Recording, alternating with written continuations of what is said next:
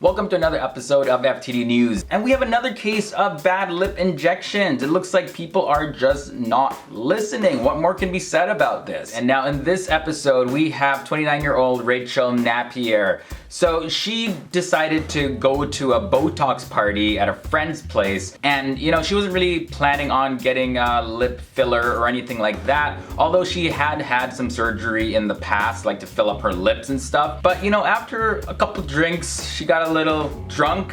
She got these lip fillers injected in by a beautician, but it turns out this beautician injected the filler inside of an artery, which caused her lip to swell up massively. So much so that she almost lost her top lip. But anyways, in Rachael's words, this is what she said about this whole thing. My friend had raved about this beautician and how great she was, so I decided to go ahead. Now, one thing you guys gotta know is that Botox parties are becoming a lot more popular, especially over in the UK, where you can get lip fillers for a very discounted price. So a lot of people are going there as a cheaper option rather than going to a standard clinic. But anyways, let's get back to what Rachael was saying. The beautician, who I assumed at the time was a nurse, didn't ask me to sign any consent forms, so alarm bells should have rung. But being at a party with friends took away all the seriousness of having filler injected in my face. She noticed a bump on my lip when I was doing my Botox and said she could inject a bit of filler for me if I wanted her to. To be fair, she told me to go and think about it in the kitchen, but she'd found my weakness. My lip is the one thing that really bothers me about my appearance. This is so messed up because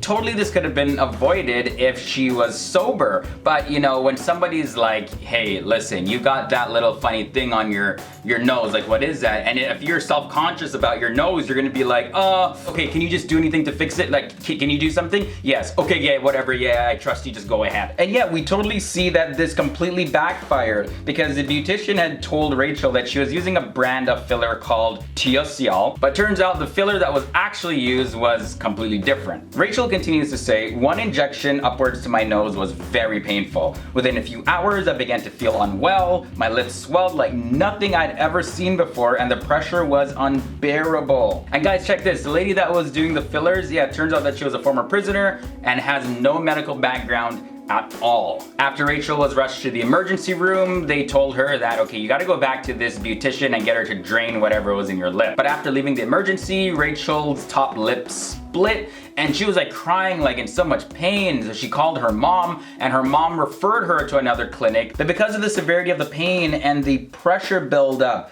she decided to go to a local anesthetic nurse instead, who injected her with an antihistamine medication to attempt to reduce a lot of the swelling and the pressure in her lip. And a couple days later, Rachael got some dissolving agent injected into her lips from the clinic that her mom referred her to. So within 72 hours, the swelling on her lips started to die down a lot, and she was like, okay, whew, at least I could breathe a little bit. But here's the thing, this is like 3 months ago and her lip is still not back to normal. Guys, as you can imagine, Rachael is super pissed about this. She's like, I'm never going to a Botox party again, and I'm not going to assume that anybody that can inject Botox or inject anything has a medical background. She's going to do her complete research. She does admit though that she could have had a similar reaction, maybe not so severe if she went to a standard clinic, but at least they would have known what to do to treat her in case she did have some sort of allergic reaction. Or if they just completely messed up, they're like, okay, yeah, we could just kind of reverse it like on the spot. She didn't have to wait so long to get treatment. And that's the end of this episode, and it really just like completely hit me in my face. It's like, yeah, a lot of people do things, even I do that, I find myself doing this,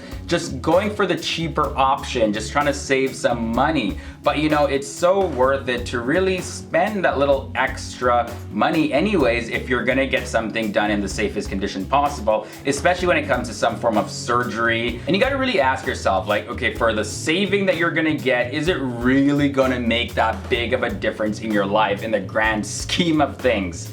Because this is 3 months gone. Okay guys, so I just wanna hear your thoughts and comments about this. Sound off in the boom box below. You can also find me on social media. Those links are below in the video description. And I'll see you guys in another episode. Until next time, I'm LEROY KENTON. Boom.